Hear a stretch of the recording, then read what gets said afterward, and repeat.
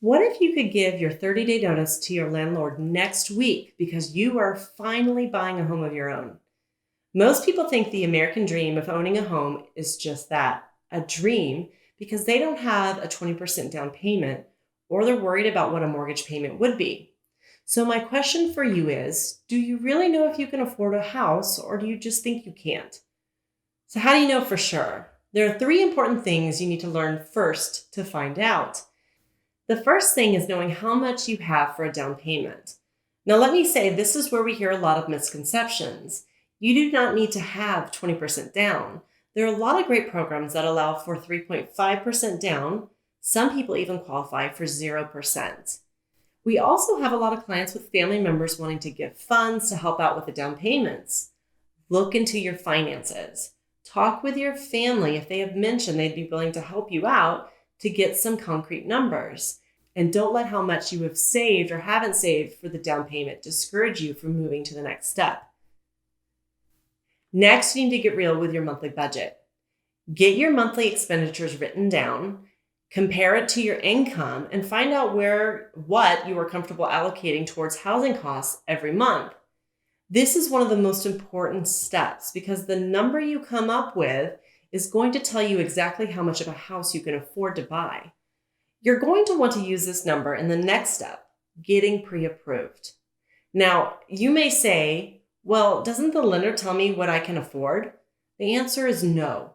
What you can afford and what you can qualify for are two different things.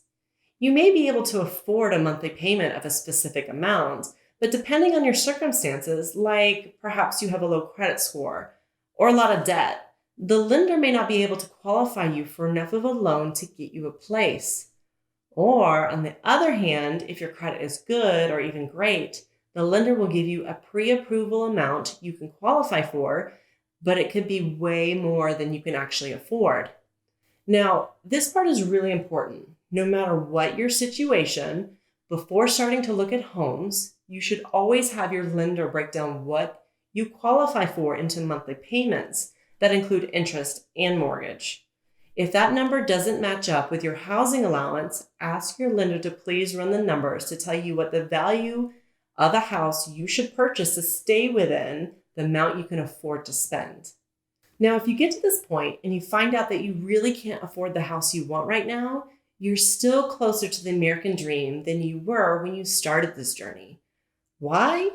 The lender can help you develop some actionable steps to work towards being able to purchase a house, whether it's paying off debt so you have a higher credit score, or knowing how much extra money you should save for down payment. Knowing what steps are between you and your housing dreams will help you focus on making progress to actually get you where you want to go.